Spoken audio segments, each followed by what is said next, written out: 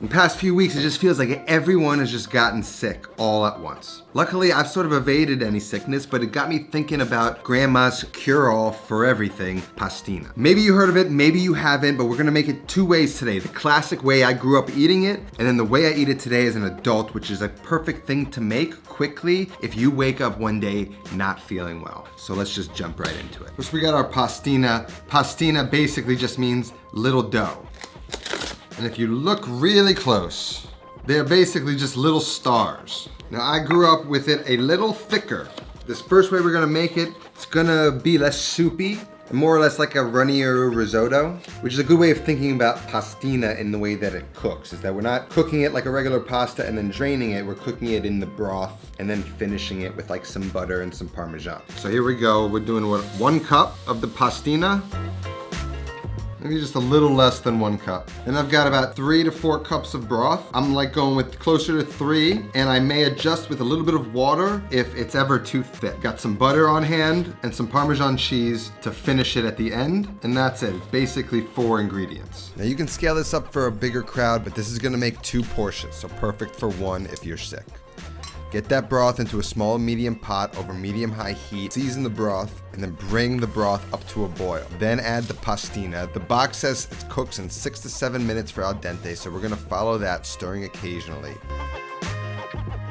And then around 6 minutes, we're gonna taste it. And if it doesn't kind of feel sticky in my teeth and is nice and al dente, it's thick, but it still has this soupy aspect to it, we're gonna kill the heat, add in a tablespoon of butter and about 1/4 cup of Parmesan cheese, and stir that in really well, and then we're ready to serve. Just get that into a bowl with a little bit more Parmesan cheese, a little bit of extra virgin olive oil, and some fresh cracked pepper. There's a very similar vibe to like if a risotto was just a little bit soupier.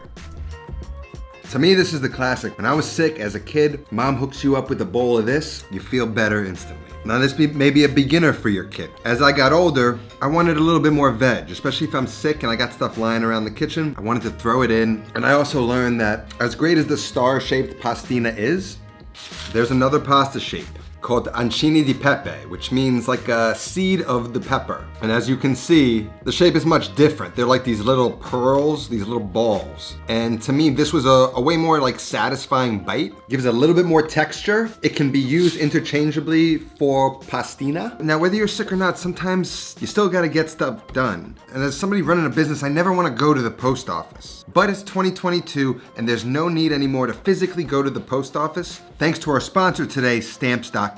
Stamps.com brings the services of the US Postal Service and the UPS right to your computer. Stamps.com lets you compare rates, print labels, and access exclusive discounts on UPS and the US Postal Service services all year long. Stamps.com gives you access to all the post office and UPS shipping services you need right from your computer, and get discounts you can't find anywhere else, like up to 40% off USPS rates and 76% off of UPS. There's no special supplies or equipment. All you need is a computer and a standard printer, and you're up and running in minutes. So save time and money this year with Stamps.com. To sign up, just head on down to the link down in the description or Stamps.com/NotAnotherCookingShow for a special offer that includes a 4-week free trial, free postage, and a digital scale with no long-term commitments or contracts. That's www.Stamps.com/NotAnotherCookingShow. Now back to the recipe.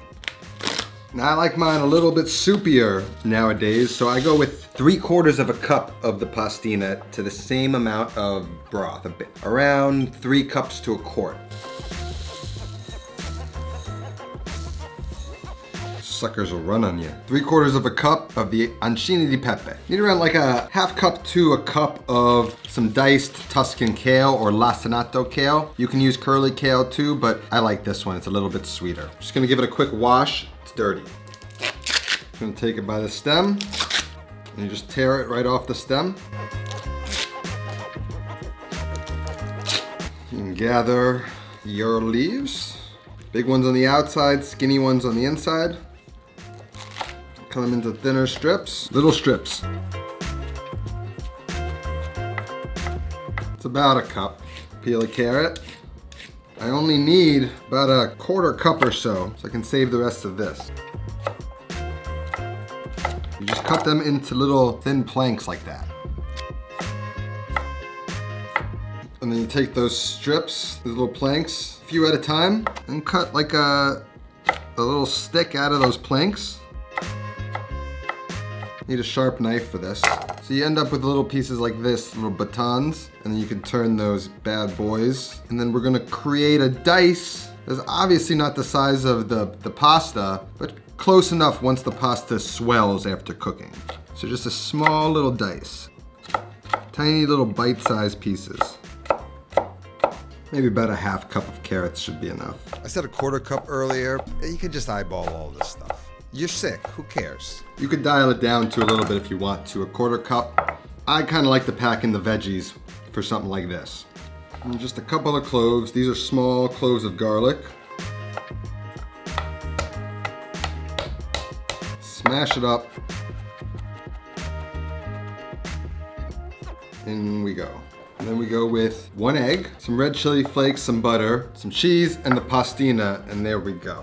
Just want to crack that egg into a little ramekin. Now the egg is going to be for an egg drop. I'm going to drop it in at the end, beat it up, so you're going to get these little ribbons of cooked egg whites throughout it. It's not for everybody. I actually grew to really like it, so all of this stuff is kind of customizable depending on how you like it. And of course, I always liked my soup with some Frank's Red Hot in it, so instead we're going to use a little red chili flake to bring that heat. Although some Frank's Red Hot on top.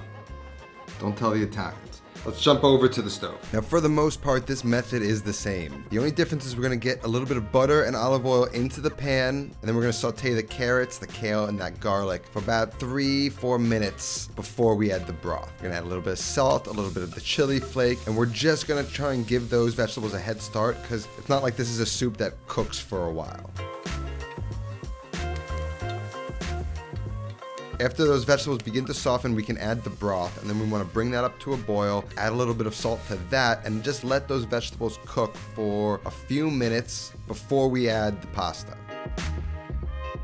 Now the ancini di pepe cooks in around 9 minutes, a little bit longer, so just pay attention to that, and then we're going to go ahead and add that to the broth, and then stir occasionally, just like we did before. You can see the ancini di pepe swells a lot more. It's gonna just bring a little bit more texture to the party, which is what I like about it. Now, after 9 minutes, and you've tasted to make sure that the ancini di pepe is al dente, kill the heat, and then you're gonna add that egg, and you're gonna stir like crazy to beat that egg white into the pastina, looking for light strands of egg whites to kind of drape the pastina. Then we're gonna add in the butter, the Parmesan cheese, stir that well, and then we're ready to plate. Just like before, we're gonna finish it with some Parmesan cheese, some extra virgin olive oil, and some fresh cracked black pepper. This one's still thick, it's a little bit soupier than the childhood pastina, but this is how I like my pastina today.